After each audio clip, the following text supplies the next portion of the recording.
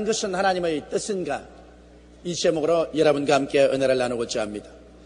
저는 지난 한 주간 동안 일본에서 복음을 전가하고 왔습니다.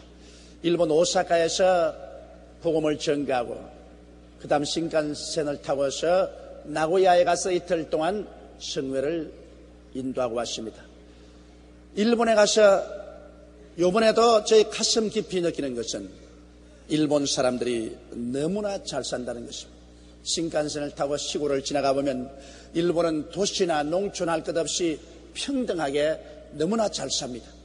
일본 사회에는 이제 가난이란 말은 옛날에 있던 말로서 일본의 사진에서 사라져가고 있습니다. 저는 일본에서 끊임없이 한국을 생각하지 않을 수 없었습니다. 그리고 한국의 가난한 동포들을 생각하고 가슴이 아팠습니다. 우리는 왜 가난한가? 가난한 것은 과연 좋은 것인가? 가난하게 사는 것이 하나님의 뜻인가?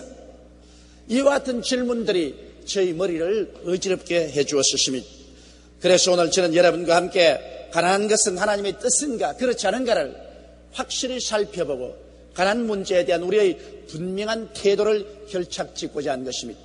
첫째로 사람들은 말하기를 예수님은 가난했다는데 우리도 예수님을 따라서 신앙생활하기 위해서는 가난해야 된다고 말을 하고 있는 것입니다. 어떤 신학자들은 목사들은 이것을 강조해서 말을 하면서 신앙이 돈독하고 신령한 삶을 살기 위해서는 가난해야 된다. 그리고 언제나 그 모범으로 예수님을 드러냅니다. 예수님은 지상에 사는 동안에 적빈하게 가난한 삶을 살았다고 그렇게 말을 합니다. 그런데 여러분, 과연 예수님이 그렇게 적빈하게 가난한 삶을 이 지상에서 살았는가? 우리는 재차 한번 성경을 가지고 조명해 볼 필요는 있습니다. 예수님이 가난하게 된 것은 사실입니다. 왜냐하면 예수님은 하늘과 땅의 모든 권세를 가지신 하나님의 아들이요, 바로 하나님이십니다. 하늘의 영광을 다 버리고 이 세상에 온 것만 하더라도 예수님이 가난하게 된 것은 말로 형용할 수가 없습니다. 진실로 주님께서 하늘의 영광을 버리고 땅에 내려온 그 자체가 얼마나 가난하게 됐는지 그것은 인간으로서 헤아릴 수 없는 것입니다. 그러나 사람으로서 예수님이 이 땅에 사실 동안에 정말 예수님은 인간적인 척도에서 보게 될 때 그렇게 적빈하게 살으셨느냐? 이 문제에 관해서 우리는 다시 한번 성경을 가지고 조명해 볼 필요가 있는 것입니다. 왜냐하면 우리는 예수 그리스도의 모범을 따라서 살라고 자꾸 강조를 하기 때문에 우리의 생활 그 자체가 예수님을 따라 살기 위해서는 예수님의 생활 자체를 한 번 더 살펴보지 아니할 수가 없는 것입니다. 여러분, 가만히 저는 성경을 살펴보니까 예수님은 이 세상에 살 동안에 우리가 생각하는 것처럼 그렇게 적빈하게 살지 않으셨다는 것을 알 수가 있습니다. 왜냐하면 예수님은 집도 절도 없는 사람이라고 생각했는데 실제 성경을 보면 예수님은 어머니와 동생들을 모시는 집이 있었습니다. 예수님은 그 육신의 모친과 동생을 함께 데리고 사는 집이 갈릴리에 있은 사실이 성경에 기록되어 있습니다. 요한복음 1장 35절로 39절에 보면 이렇게 기록되어 있습니다. 또 이튿날 요한이 자기 제자 중 두 사람과 함께 섰다가 예수님의 다니심을 보고 말하되 보라, 하나님의 어린 양이로다. 두 제자가 그의 말을 듣고 예수를 쫓거늘 예수께서 돌이켜 그 쫓는 것을 보시고 물어 가라사대 무엇을 구하느냐? 가로되 랍비 어디 계시오나이까? 랍비는 번역하면 선생이라. 예수께서 가라사대 와보라. 그러므로 저희가 가서 계신 데를 보고 그날 함께 거하니 때가 제 10시쯤 되었더라. 요한의 제자들이 요한의 인사를 받고 예수 그리스도를 따라갔었습니다. 예수님께 묻기를 주여 그 처가 어디십니까? 그랬습니다. 예수님께서는 와보라 그랬습니다. 그래서 예수님이 계신 집에 갔습니다. 그래서 예수님과 함께 그 집에서 하룻밤을 묵으셨습니다. 여러분, 어떤 집이라도 적빈하고 가난한 집이면 두 사람이라는 손님을 하루 저녁에 같이 그 집에 묵힐 수는 없습니다. 적어도 예수님께서는 어머님도 계시고 동생들도 있었는데 그 이외에 손님 두 사람을 집에 재울 만한 여유 있는 방이 있었기에 손님 두 사람을 그날 저녁에 집에서 재우고 먹였었습니다. 이 사실을 보게 될 때 예수님은 갈릴리에 당신이 거하시는 집이 있었음을 분명히 알 수 있습니다. 예수님은 친히 말씀하기를 여우도 굴이 있고 산새도 들집이 있지만 인자는 머리 둘 곳이 없다고 말씀하시는데, 그것은 예수님이 그만큼 집을 떠나서 처처에 다니면서 복음을 전가하셨다, 그 말씀인 것입니다. 실제로 당신이 갈 집이 없어 그런 것이 아니라 그만큼 집을 떠나서 정처 없이 주님은 하나님 사업에 분망하셨다는 그 사실을 예수님께서는 말씀을 드리신 것입니다. 그리고 또한 예수님의 생애를 가만히 살펴보면 예수님은 여행하실 때 12제자를 거느리고 다니셨는데 돈꾀를 같이 가지고 다니셨습니다. 여러분 생각해 보십시오. 12제자가 다 젊은 청년들입니다. 12명을 데리고 다녔으니 12명이 얼마나 한참 먹을 때 젊은 청년인데 그냥 한 끼에 왁상왁상 먹어도 보통 먹는 것이 아닙니다. 그런데 12제자가 굶어 다녔다는 말이 없습니다. 12제자 하루 세 떼를 먹이고 그들에게 옷을 다 입혔습니다. 그런데 성경에 보면 예수님은 돈꾀를 가지고 다니는데 돈꾀 속에 돈이 꽤 많이 있었습니다. 그렇기 때문에 가룟 유다가 그 돈꾀에서 훔쳐서 자기 포켓에 넣기까지 했다고 했으니 예수님께서 빈손 들고 철푸릇이 문전걸식하고 다닌 것은 아니라는 사실을 우리는 성경을 통해서 잘 알 수 있는 것입니다. 요한복음 13장 29절에 보면 어떤 이들은 유다가 돈꾀를 맡았으므로 명절에 우리의 쓸 물건을 사라 하신 후 혹은 가난한 자에게 무엇을 주라 하시는 줄로 생각하더라.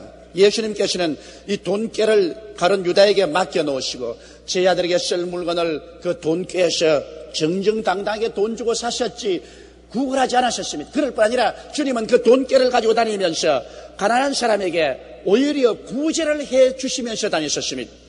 이러므로 예수님께서 문전걸식을 하고 다녔다는 생각은 잘못된 생각이고 이것은 잘못된 가르침인 것입니다. 주님은 그렇게 비굴하게 인생을 사시면서 비굴한 여행을 하고 전도를 하지 않으셨습니다. 당당하게 주님께서는 돈을 가지고서 살 것 사시고 도와줄 것 도와주가면서 공생애를 살았었다는 사실을 알 수 있는 것입니다. 그럴 뿐 아니라 예수님의 사랑하는 제자들이 예수님을 따라다니면서 예수님을 물질로서 공개한 사실을 우리는 성경에 분명히 알 수 있습니다. 예수 그리스도를 통해서 귀신에 노연함 받고 병 고친 사람들이 다니면서 예수님에게 물질을 많이 바쳤었습니다. 누가복음 8장 1절로 3절에 보면 이후에 예수께서 각 성과 촌에 두루 다니시며 하나님의 나라를 반포하시며 그 복음을 전하실세 12제자가 함께하였고 또한 악귀를 쫓아내심과 병 고침을 받은 어떤 여자들 곧 7 귀신이 나간 막달라인이라 하는 마리아와 또 헤롯의 청지기 구사의 아내 요한나와 또 수산나와 다른 여러 여자가 함께하여 자기들의 소유로 저희를 섬기더라. 요사이도 그렇지만 여자들이 하나님께 은혜 받으면 있는 물질 다 가지고서 주의 사업을 하는 것입니다. 그런데 여기에 보니 더구나 헤롯 왕의 청직이라니까 헤롯 왕의 재산을 다 맡아있는 청직이 구사의 아내 요한나조차도 예수님께 따라다니면서 예수님의 필요를 물질로서 다 채워주셨다고 말한 것입니다. 이러므로 예수께서 헐벗을 시간이 없어요. 굶주릴 시간이 없어요. 예수님의 여자들이 다니면서 얼마나 소상하게 예수님의 생활을 돌보아 주었던지 예수님께서 그렇게 헐벗고 굶주리고 걸식하도록 만들어 놓지는 않았던 것입니다. 그 다음 또 예수님께서 입으신 옷은 정말 고가의 좋은 옷이었습니다.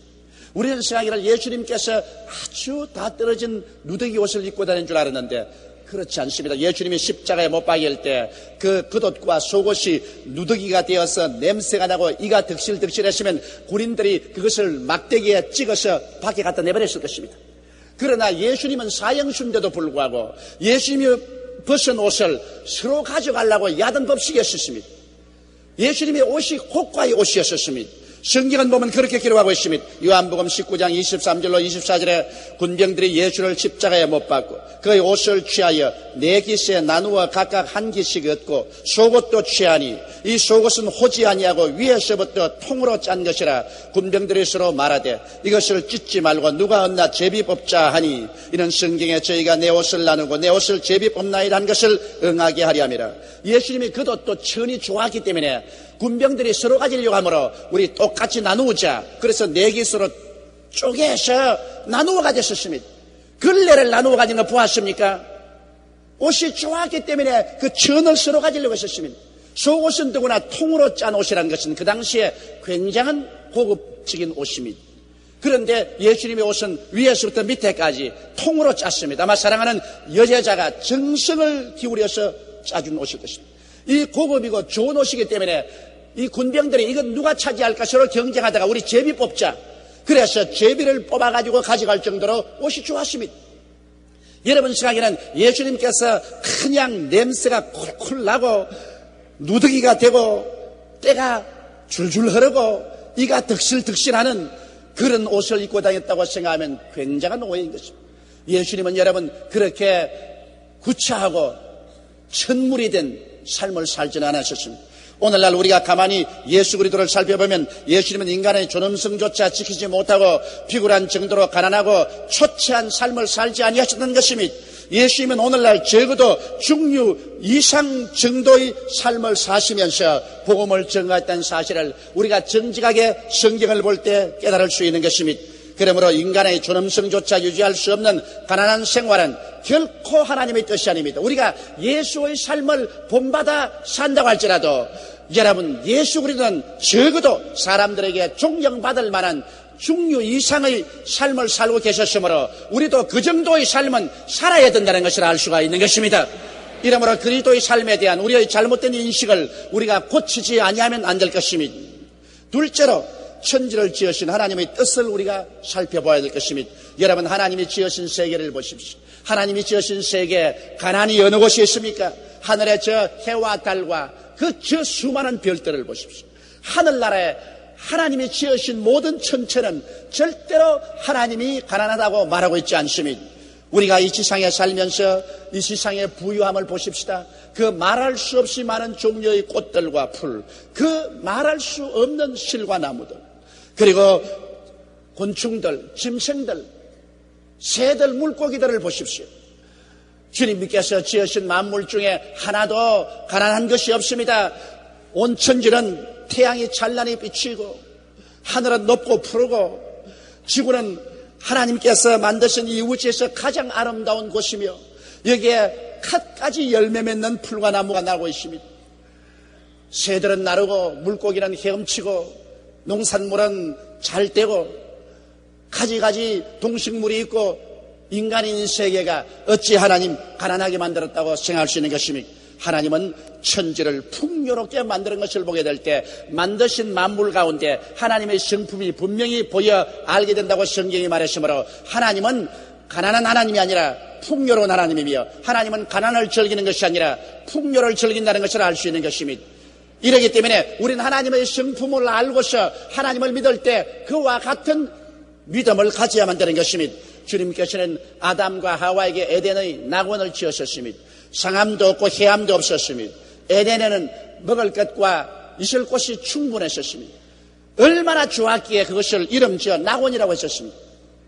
아담과 하와가 에덴에서 쫓겨난 유일한 이유는 하나님을 반역하고 하나님의 권자를 찬탈하려고 하다가 반역자로서 쫓겨난다는 것입니다. 아담과 하와가 하나님께로부터 쫓겨나기 때문에 이 지구는 저주를 받고 가시와 응극기가 나고 그래서 비로소 인간 생활에 가난이라는 것이 들어오게 된 것입니다. 하나님이 가난을 만든 것이 아니라 아담과 하와가 마귀와 손을 잡고 하나님을 반역했기 때문에 형벌을 받아서 오늘날 가난하게 된 것입니다. 가난은 축복이 아니라 형벌인 것입니다. 성경은 그렇게 말하고 있습니다. 창세기 3장 17절로 19절에 아담에게 이르시되 내가 내 아내의 말을 듣고 내가 너더러 먹지 말라 한 나무 실과를 먹었은즉 땅은 너를 인하여 저주를 받고 너는 종신토록 수고하여야 그 소산을 먹으리라. 땅이 내게 가시 덤불과 은극기를 낼 것이라. 너희 먹을 것은 밭의 채소인즉 내가 얼굴에 땀이 흘려야 식물을 먹고 필기는 흙으로 돌아가리니 그 속에서 내가 취함을 입었음이라. 너는 흙이니 흙으로 돌아갈 것이니라 하시니라. 그래서 이 성경 말씀 보면 가난과 죽음이란 것은 하나님의 형벌이지 하나님의 복이 아니라는 사실을 우리는 분명히 알 수 있는 것입니다. 그렇기 때문에 우리 인간은 숙명적으로 가난해야 된다고 생각할 수 없는 것은 우리가 회개하고 예수를 구주로 믿고 하나님께 나오면 하나님의 흥별에서 면함을 받기 때문에 우리는 가난과 죽음에서조차도 면함을 받는 하나님의 축복을 얻게 되는 것입니다. 셋째로 여러분 하나님께서는 구약 성경에 어떠한 하나님이신 것을 역사적으로 우리에게 잘 보여주셨습니다. 하나님 말씀하기를 나는 아브라함의 하나님이요 이삭의 하나님이요 야곱의 하나님이라고 말한 것입니다. 아브라함과 이삭과 야곱은 우리 믿음의 조상이라는 것을 잘 알고 있습니다. 우리는 아브라함과 이삭과 야곱의 믿음을 본따서 살려고 애를 많이 쓰고 있습니다. 바로 하나님조차도 부끄럼 없이 나는 아브라함의 하나님이요 이삭의 하나님이요 야곱의 하나님이라고 말을 했습니다. 여러분, 우리가 아브라함이나 이삭이나 야곱을 볼 때 그들이 도덕적으로 완전한 사람들은 아니었습니다. 그들은 스스로 실수도 많고 죄도 많았습니다. 그러나 그들이 하나님을 믿고 하나님께 순종하려는 그 투철한 마음은 절절했었습니다. 하나님께서 그들의 믿음을 보시고 그들의 죄를 용서하시고 그들을 의롭다고 말씀하셨습니다. 그리고 하나님께서 아브라함과 이삭과 야곱을 어떻게 대하셨습니까? 우리 하나님께서 그 믿음의 조상들을 철저히 가난하게 만들었습니까? 아닙니다. 가난은 형벌입니다. 하나님은 아담이 형벌을 받아 가난하게 되었지만은 아브라함과 이삭과 야곱은 복 내리실 때 우리 하나님께서는 환경적인 축복도 많이 주셨습니다. 그들은 물론 고난은 많이 겪었습니다. 사람은 고난을 통해서 깨어지고 하나님께 순종함을 배우기 때문에 고난의 삶은 인생을 사는 동안에 면할 수는 없습니다. 그러나 가난은 하나님께서 면케해 주시는 것입니다. 아브라함은 창세기 13장 1절로 2절에 이렇게 살았다고 기록하고 있는 것입니다. 아브라함이 애굽에서 나올 새 그와 그 아내와 모든 소유며 롯도 함께하여 남방으로 올라가니 아브라함에게 육축과 은금이 풍부하였더라. 여기에 가난했던 말은 없습니다. 육축도 풍부하고 은금 즉 돈도 풍부하게 있었습니다. 그러므로 아브라함이 적빈한 삶을 살지 않았었습니다. 창세기 24장 35절로 36절에 보면 아브라함의 종이 아브라함이 며느리를 얻기 위해서 보냈었을 때 그가 며느리가 될 수 있는 그 집안에 가서 그 주인에 대한 보고를 할 때 이렇게 했습니다. 야훼께서 나의 주인에게 크게 복을 주어 장성케 하시되 우양과 은금과 노비와 약대와 나귀를 그에게 주셨고 나의 주인의 부인 사라가 노년에 나의 주인에게 아들을 낳으며 주인이 그 모든 소유를 그 아들에게 주었나이다. 여기에 종조차 다른 사람에게 말하기를 그의 주인 아브라함은 우양과 은금과 노비와 약대와 나귀를 풍부하게 주셨다고 그렇게 증가하고 있습니다. 그러므로 아브라함은 많은 고난을 받고 깨어져서 순종함과 믿음은 배웠지만은 아브라함은 물질적으로 가난해서 궁핍하지는 않은 것입니다. 그럼 아브라함의 아들 이삭은 어떻게 되었을까요? 창세기 26장 12절로 14절에 보면 이삭이 그 땅에서 농사하여 그의 100배나 얻었고 야훼께서 복을 주심으로 그 사람이 장대하고 왕성하여 마침내 거부가 되어 양과 소가 떼를 이루고 노복이 심히 많으므로 블레셋 사람이 그를 시기했다고 말한 것입니다. 여기에 야훼가 복을 주면 그 물질적인 생활에 창대함을 얻는다는 것을 말하고 있는 것입니다. 야훼께서 저주함에 아담과 하와가 에덴에서 쫓겨나서 이마에 땀을 흘려 먹고 살고 가는 곳마다 가시와 은극히가 난 것입니다. 그러므로 가난은 하나님의 저주요 형벌이지 복이 아닌 것입니다. 그럼 야곱은 어떻게 했을까요? 야곱은 창세기 32장 10절에 보면 나는 주께서 주의 종에게 베푸신 모든 은총과 모든 진리를 조금이라도 감당할 수 없사오나 내가 내 지팡이만 가지고 이 요단을 건넜더니 지금은 2때나 이루었나이다. 야곱은 하나님 앞에서 기도할 때 고백했습니다. 나는 지팡이 하나만 짚고 요단을 건너 외아저씨 집으로 20년 전에 도망을 쳤는데 20년 후에 고향으로 돌아올 때는 바다의 모래같이 많은 수의 한때 2때 짐승을 거느린 동방에서 제일 가는 거부가 되어서 돌아오게 되었나이다고 고백할 수 있는 것입니다. 이와 같이 하나님께서는 복을 주시면 물질적인 생활 환경도 창성케 하는 것입니다. 사람들은 생각하기를 하나님께 복을 바라면 가난하고 헐벗고 굶주리고 떼꾸물이 괴제제하게 되어서 주여 하고 있으면 복받은 사람이라고 생각하는 이러한 사람들도 있는 것입니다만 실제는 그렇지가 않습니다. 성경은 하나님의 복은 우리의 현실 생활까지 창성케 하고 하나님의 심판을 받고 형벌을 바라면 현실 생활조차도 가난하고 저주로 꽉 들어차게 된다는 것을 보여주는 것입니다. 이스라엘 백성이 애굽에 나가서 430년 동안 종살이였지만 애굽 사람이 얼마나 두려워할 정도로 이스라엘은 하나님의 복을 받아 창대하게 되었다고 말한 것입니다. 이스라엘 백성을 애굽에서 이끌어낼 때 너는 저 가난이 줄줄 흐르는 저주받은 가나안 땅으로 가자 그렇게 말 안 했습니다. 젖과 꿀이 흐르는 가나안 땅으로 가자 그랬습니다. 하나님이 예비한 것은 젖과 꿀이 흐르는 땅이지 가난이 흐르는 땅이 아니었던 것입니다.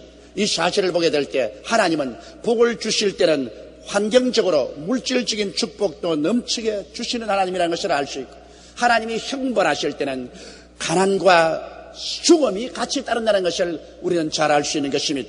그러면 넷째로 우리는 가난을 이기는 삶을 살기 위해서 어떻게 해야 될까요? 말할 필요 없이 그 나라와 그 일을 먼저 구하라. 그리하면 이 모든 것은 내게 더하시라고 했는데, 우리 예수 믿는 사람이야 하늘나라를 구하고 하늘나라의 의인 예수 그리스도를 구할 것은 당연한 일인 것입니다. 그런데 하늘나라와 하늘의를 구하면서 여러분, 우리의 생각이 달라져야 되는 것입니다. 우리의 생각이 전통적으로 가시와 은거키로 꽉 들어차서 패배의식, 가난의식으로 마음이 꽉 들어차 있으면 하나님께서 그 부정적인 마음을 통하여 절대로 복을 내릴 수가 없습니다. 이러므로 우리 마음이 가난의식이나 패배의식에서 노연함을 받고 이 마음이 하나님의 축복 속에 있어야 됩니다. 지킬 만한 것보다 내 마음을 지켜라. 생명의 근원이 이에서 남이라고 말하고 있는 것입니다. 그러므로 우리 마음을 완전히 청소하고 마음이 긍정적이 되기 위해서 예수 그리스도의 은혜를 알아야 되는 것입니다. 고린도후서 8장 9절에 기록한 말씀대로 예수 그리스도의 은혜를 너희가 알거니와 저가 부유하신 자로서 너희를 위하여 가난하게 되시면 저희 가난하심으로 인하여 너희로 부유케 하려 하심이라고 말씀하신 것입니다. 예수님은 하늘의 그 말로 다 할 수 없는 부유를 부리시고 인간 생활로 내려온 것은 인간 세계 속에서 저주를 받아 가난에 허덕이는 우리를 부유케 만들기 위해서 그렇게 하셨다고 말씀하고 계신 것입니다.